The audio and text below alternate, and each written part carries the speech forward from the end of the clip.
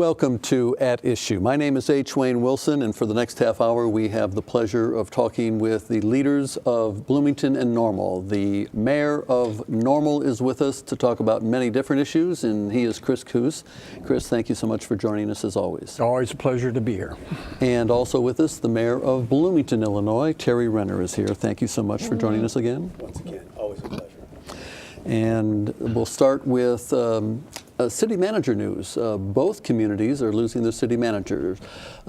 Terry, we'll start with you. David Hales is leaving after maybe 9 years or so. He's moving on to Joliet. That's correct. What's the replacement process? Well, the replacement process for us is we're going to hire a consulting firm, and we're going to have our entire city council function, in a sense, as the search committee. There's really no point in having 3 or 4 people doing it. I think it's better for everyone to see all of the information, all the files, speak with all of the candidates.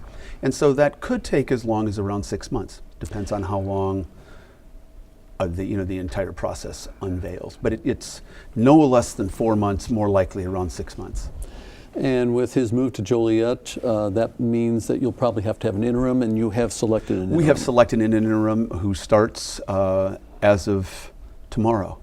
Which would be yesterday. Which would be yesterday by the first time this first airs. That's correct. And Steve Rasmussen is our assistant deputy city manager, and he will be as our interim city manager until we find a replacement. And he may very well be a candidate for the long-term position. And you have a little bit more forewarning in that Yes. your city manager, after 20 years, is retiring.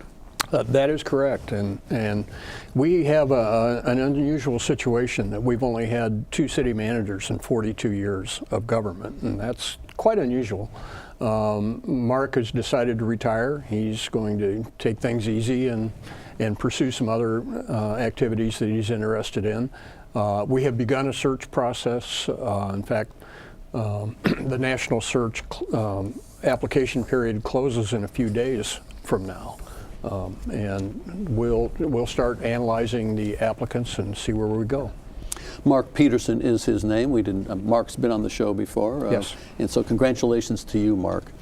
Could I sure. maybe just to clarify, it is not like hiring even a community development coordinator or economic development coordinator. You don't just send out some flyers and put ads in the paper.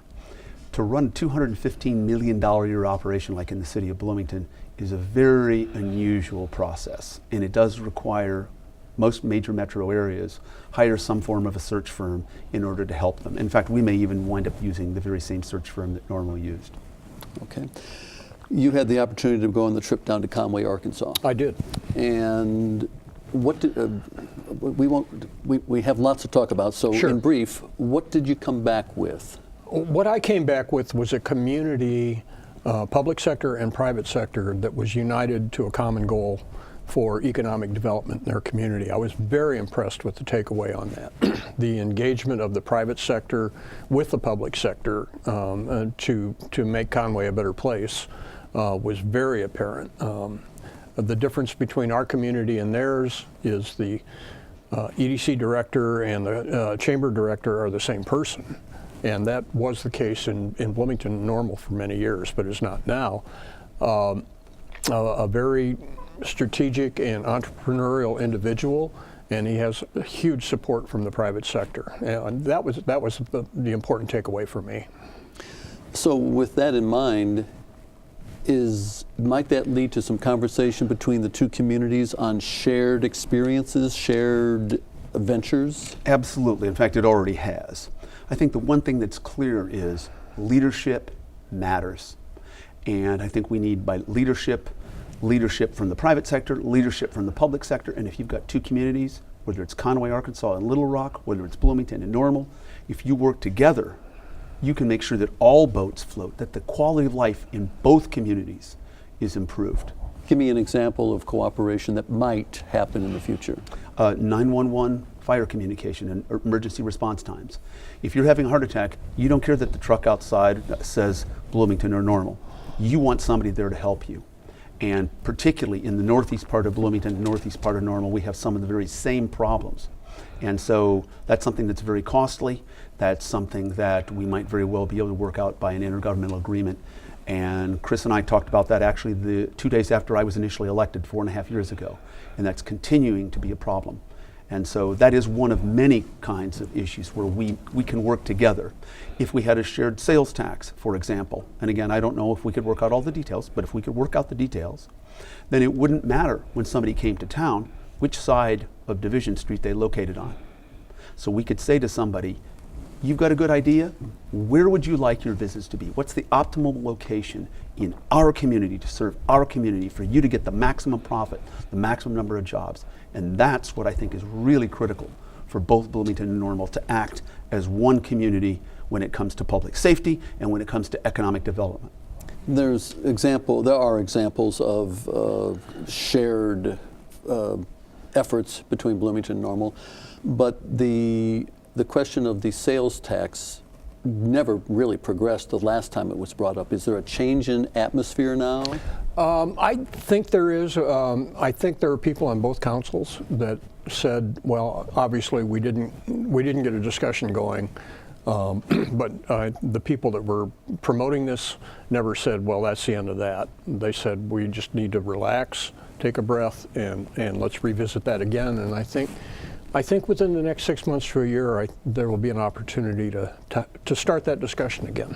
And I would absolutely agree. The other thing that's happened is in an election, and we have some new people on both the Normal and Bloomington Town Councils, and I think that there's a new environment.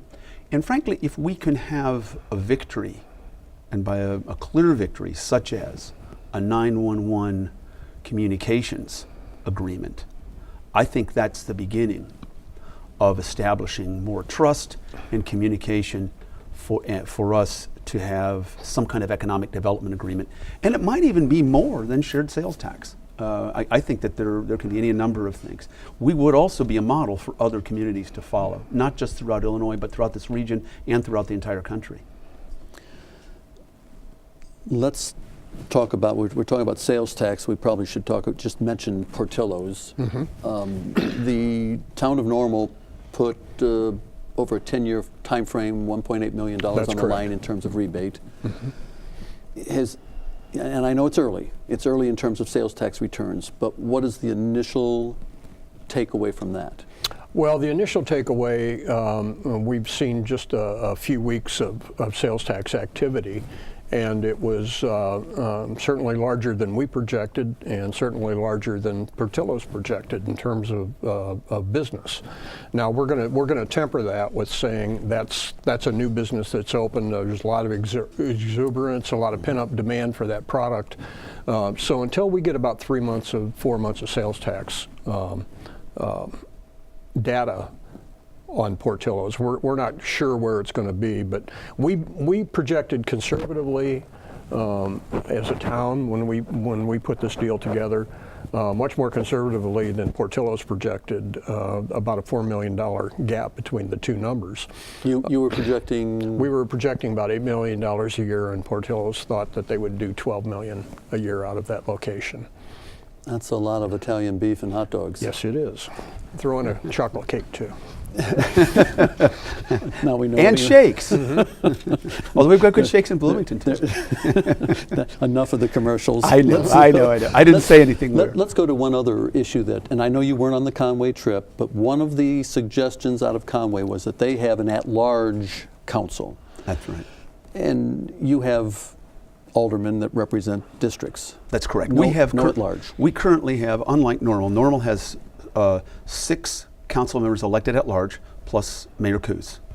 Bloomington has 9 aldermen from 9 separate parts of the city. So it's a collection of a few neighborhoods. I am the only elected official. The mayor of Bloomington is the only elected official that's chosen from throughout the entire constituency. That is a problem. I think that's one of the reasons why it has sometimes been difficult to get consensus in the city of Bloomington. And I believe that we should move to some sort of mixed system, potentially even an at-large system, but certainly a mixed system. There had been a proposal to go to what Champaign has. 5 wards, that means they're all bigger, and 3 at-large. Right now, everybody in Bloomington has a different constituency. everybody in Bloomington is responsible to a different set of voters. In Normal, everybody's responsible to the same set of voters. I think that poses lots of political problems, and we're seeing some of those. Are there examples of other communities in Illinois that have just a ward system where there are no at-large? Peoria is split 5 and 5. Yes, and certainly Springfield. Springfield was by court order in the mid-1980s. That's true. Mm-hmm. And I believe Danville, Illinois, was also by court order in the 1980s. As was Peoria. And Chicago. Mm-hmm. You know, I mean, so it's not unusual. What is unusual is for a city manager form of government to have a ward-based election system. That's true. City manager forms of government tend to come, at least the initial form of city manager forms of government, tended to come with nonpartisan elections that we both at least technically have, and at-large elections, so that everybody would have the interest of the entire community in mind, and everyone would have the same constituency. We're talking about the council, so let's talk about the letter that was delivered that was signed by 6 council members. That's correct. That said, quote, that Tari Renner brings disgrace to our governing body. This followed 5 weeks where you took time off. It follows the use of the credit card for personal purchase of an airline ticket, which was reimbursed, as I understand it. Right. Your response to that? Well, first of all, those first 2 items have absolutely nothing to do, I think, with the letter. And I think all of the 6 of the 9 council members who signed it would agree with that. I think it has to do with an email that I sent, which I will be very clear was totally inappropriate, regardless of the circumstances. And that is to refer to somebody as crazy, okay?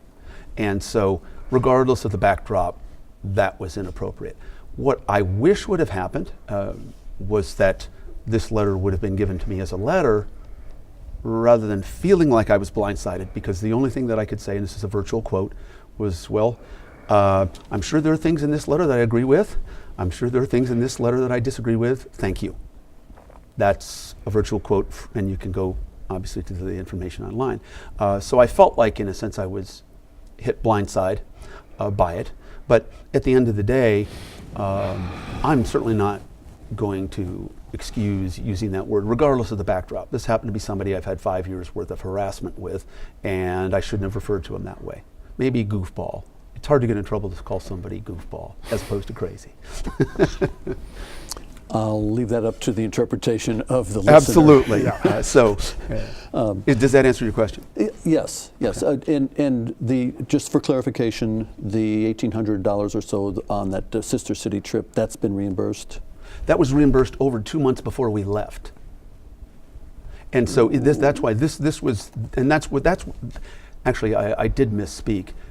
That was the impetus to the complaint that this person filed that I thought was beyond frivolous, because we've had lots of frivolous complaints. So this, when I sent this email in early August, we left in late July. In late May, that ticket had been reimbursed. So the ticket was reimbursed to the city over 2 months before we left, and then a complaint was filed while I was in Japan representing the city. And just to be clear, are Sure. you going to use a city credit card for anything personal ever again? I've never used the credit card for city. First of all, that was not my credit card. It was actually the city administration's credit card. So I have never used the credit card or my credit card for anything personal. And that's why the complaint seems to be beyond frivolous. It was a city credit card, though. It was a city credit card, correct. And it was, but it was for someone who had an official role, Margot Ehrlich, on our sister city delegation. And in fact, actually at the head tables was Mayor Koos and I and Margot and the mayor. And we participated in parades, we participated in fireworks. We had a very rigid schedule when we were representing the city. This was no vacation where you're going out and doing whatever you want. So I think to begin with, our attorney and actually 2 other attorneys have said, even if the city paid for the $1,800, it would have been okay. It would have been legal. So I do want to make that part clear. Okay. With all of this, since it seemed like it shouldn't have been a story to begin with, it seems now like it's been a story for 3.5 months, and I don't mean to blame any one station. no, well, I'm just talking about a media story. Okay. So I just want to clarify what that is. And clarification taken. Let's move on to Sure. other financial questions, and this one is very serious for both communities. It's a sales tax question. Sure. Sales tax at best can be described as stagnant. That's correct. Pension costs are increasing at a rate well beyond inflation.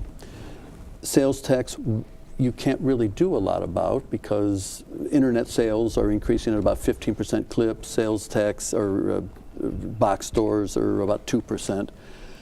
And pension costs are skyrocketing, relatively speaking. What's the future look like? Well, this is something that municipalities all over the United States are going to have to address. And you have declining revenues in sales tax. You have declining revenues in utility taxes. You have declining revenues in gas taxes. Cars are more efficient. People aren't using landlines anymore. So municipalities are going to have to take a hard look at what has been traditionally stable sources of revenue for them. Sales tax, utility taxes, motor fuel taxes, which haven't changed since 1993. So, there's going to have to be a broader look at how we raise dollars for our services. In terms of property taxes, and for us and a lot of municipalities, that we primarily use those for funding pensions. And probably our biggest problem is since the recession, the return on our investments has dropped from about 7.5%, 8% down to about 5.5%. And so that's what's putting most of the pressure on pensions.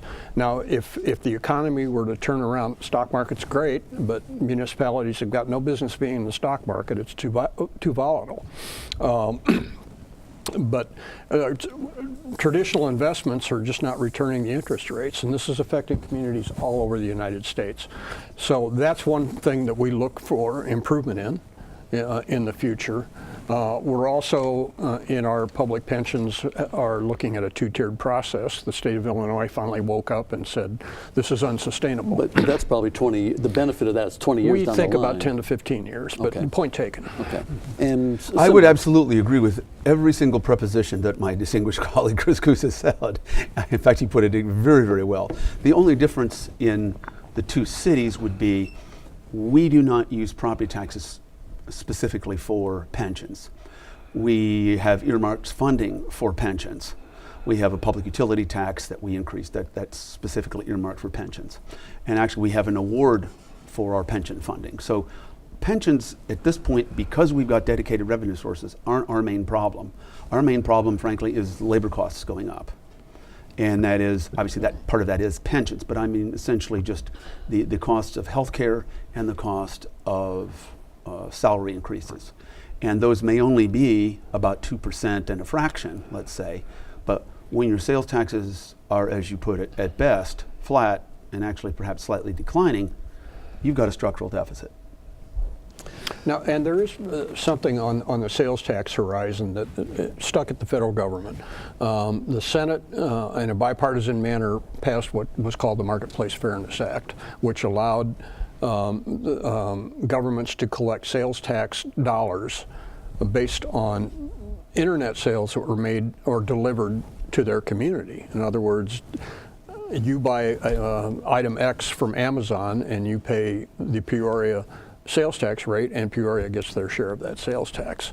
It has never gotten out of committee in the House. I won't go into all the reasons on that, but that would help level the playing field and help municipalities. It would almost have to happen on a federal level. It has to happen on the federal level. Because right now, the only sales tax that's applicable is if you have a nexus, if your company has a nexus or a location in that state. Right. So, continuing on the financial front, 7,600 fewer people in the workforce. Is that right? In McLean County, that's about an accurate number. Since about 2000, the last 10 years, about 2007, we've seen a decline in the workforce in McLean County, and that has been a number of factors: Mitsubishi closing, State Farm going to a hub system and moving some jobs to Atlanta, Dallas, and Phoenix. But yeah, we have a smaller workforce than we did 10 years ago. So that impacts your income as a community? Absolutely, and that affects our sales tax, that affects our property tax.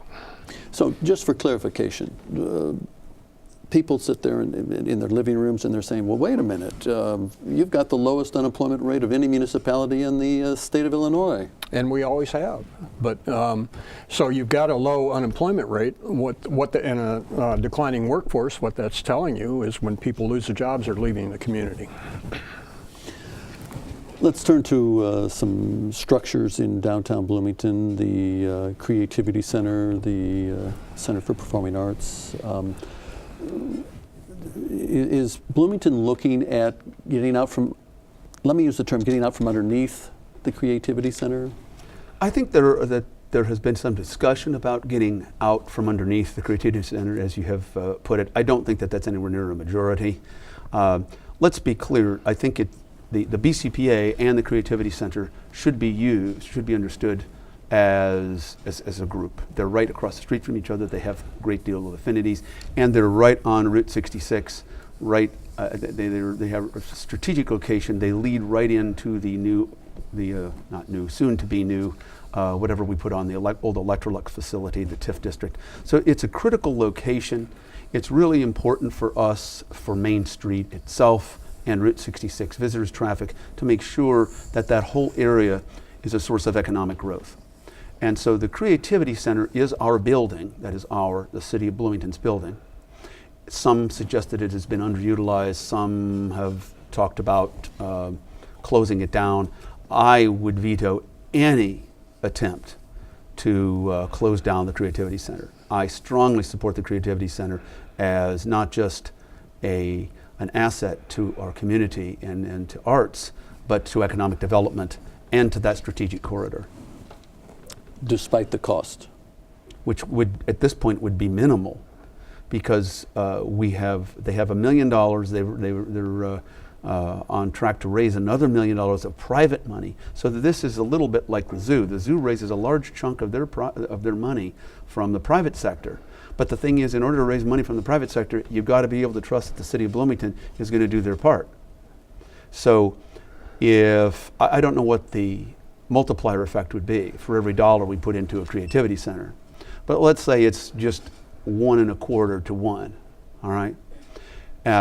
Right now, then we would say it's 50 cents of the City of Bloomington, 50 cents of the private sector will give us $1, and then we get $1.25 in return.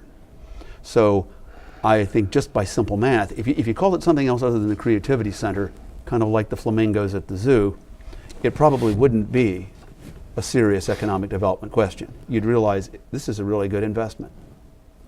And the flamingos at the zoo are gorgeous, by the way. Yes. And they're doing better than ever in terms of what we had expected in terms of the revenues that we're getting.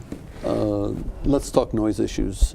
You've got Amtrak and freight trains coming right through town. Yes, right we do. through town. Yes. You are looking at creating a quiet zone for those trains? I would say we're fairly well through the process of creating a quiet zone. We have filed paperwork with the federal government to get that created. There are certain waiting periods that you have to go through with them. All the agencies, Amtrak, Union Pacific, IDOT, DOT, FRA, all have to sign off on this. They're doing that right now. We hope to have a quiet zone where trains are not going to be required to blow their whistles when they come through by the end of the year. I think that's an important phrase, though. They're not required to blow their whistle, but they still could? They can in the railroad system. Blowing a whistle is entirely the discretion of the operating engineer of that train. Sometimes, even though we'll have a quiet zone, if they see people on the tracks when they're coming through, they will blow the horn.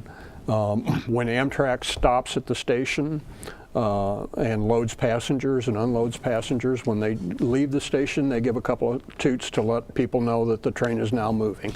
And the point is that there are safety features in place that at the crossings in Normal where you don't need that warning horn. Exactly. We have quad gates on every at-grade crossing coming through our community. That's gates on both sides of the streets. That's pedestrian gates. That's advanced signalization. And with that, the signal is that we have run out of time. And we have lots more to talk about, but we'll have to do that privately. And we thank you for joining us on that issue. And we thank Chris Koos, the mayor of Normal, for being with us.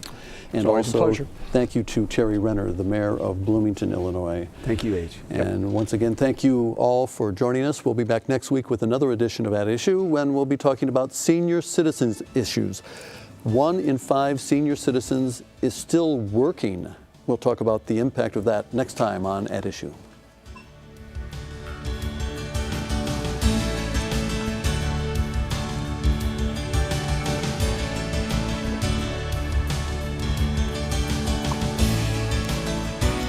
Mics are clipped. We'll wait for all clip.